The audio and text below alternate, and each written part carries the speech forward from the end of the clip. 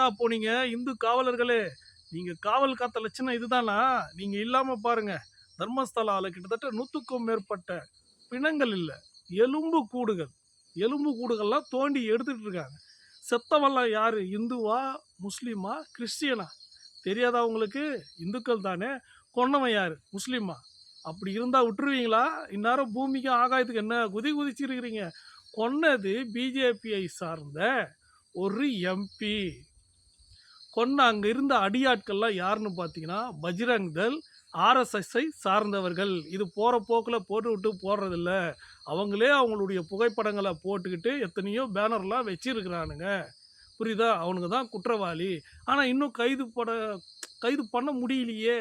ஏன்னு கேட்டீன்னா, நம்மளுடைய இந்துக்களின் தெய்வம், தெய்வ பிறவி இந்தியாவின் பாரதத்தின் பிரதமர் நரேந்திர மோடி அவர்களுடைய ஆசி பெற்ற ஒரு ஸ்தலம் தான் தர்மஸ்தலம்.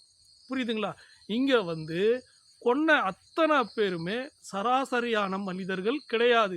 தர்மஸ்தலால நடந்த அட்டூழியங்களை தட்டி கேட்டவங்களும், அதே மாதிரி தர்மஸ்தலால முக்கிய பொறுப்பில் இருக்கக்கூடிய இச்சைக்கு இணங்காம, அதாவது இந்த பாலியல் துன்புறுத்தல் செய்து கொல்லப்பட்டவர்கள்.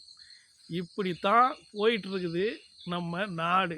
இதில் நாங்கள்லாம் வந்து இந்துக்களுடைய காவலன், வாட்ச்மேனு, செக்யூரிட்டினெல்லாம் பேசிக்கிட்டு இருக்கீங்க. மானங்கெட்டவனுங்களே, அவனுங்கெல்லாம் மானங்கெட்டவனுங்க.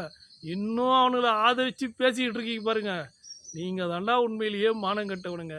மக்களே நல்லா புரிஞ்சுக்கோங்க. இவனுங்க இந்துக்களுடைய காவலன் சொல்கிறது இந்துக்களை வச்சு இவனுங்க சம்பாதிக்கத்தானே தவிர நம்ம காப்பாற்றுறதுக்கு இல்லை.